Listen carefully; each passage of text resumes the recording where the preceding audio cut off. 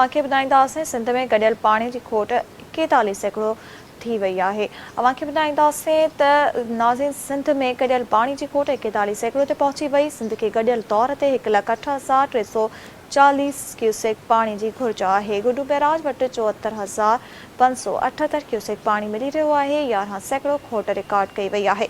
Sukkur barrage ते पाणी खोट 38 ऐं कोटड़ी बैराज ते पाणी खोट 57 सैकड़ो रिकॉर्ड कई वई आहे।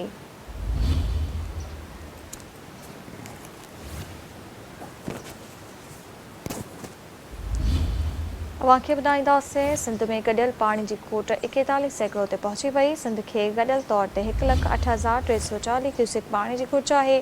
गुडू बैराज वटि 74,578 क्यूसेक पाणी मिली रहियो आहे। 11 सैकड़ो खोट रिकॉर्ड कई वई आहे। सखर बैराज ते पाणी खोट 48 ऐं कोटड़ी बैराज ते पाणी खोट 57 सैकड़ो रिकॉर्ड कई वई आहे।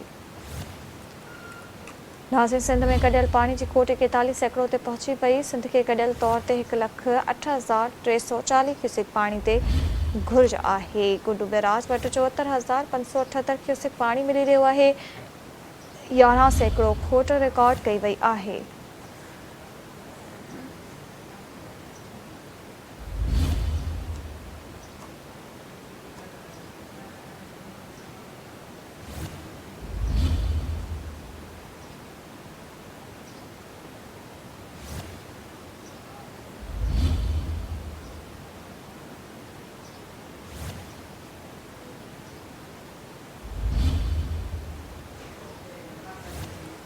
जा वधीक तफ़सील मालूम कंदासीं। टेलीफोन लाइन ते असांखे जॉइन कयो आहे SNTV न्यूज़ जो रिपोर्टर नज़ाकत जतोई। जी नज़ाकत जतोई, तफ़सील ॾिजो।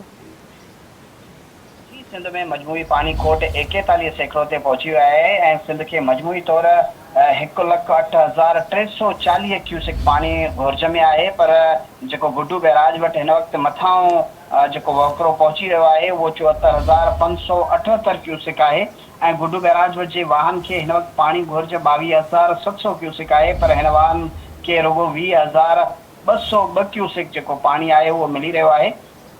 गुडू बैराज ते पाणी खोट 11 सैकड़ो रिकॉर्ड कई वई आहे। अहिड़ी तरह सखर बैराज जेको सिंध जो हिकु वॾो बैराज आहे उते पिणु पाणी खोट 38 सैकड़ो रिकॉर्ड कई वई आहे। सखर बैराज जे वाहन खे जेका पाणी घुर्ज आहे उहा 53,100 क्यूसेक आहे, पर वाहन खे रुगो 32,800 क्यूसेक पाणी मिली रहियो आहे।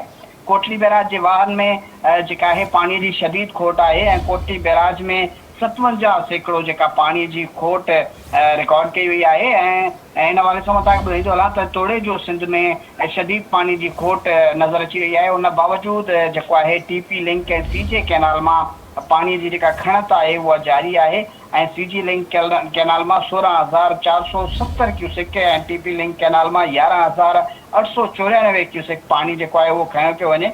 ॿिन्ही लिंक कैनालनि मां मजमूई तौर 28,364 क्यूसेक जेको पाणी आहे उहो खयो पियो वञे, जंहिंजे करे सिंध जे अंदरि पाणी जी शदीद खोट आहे ऐं पाणी माहिरनि जो चवणु आहे त ईंदड़ कुझु ॾींहंनि में हीअ जेका खोट आहे उहा अञा वधी सघे थी। जी महिरबानी नज़ाकत जतोई, तफ़सील ॾियण लाइ।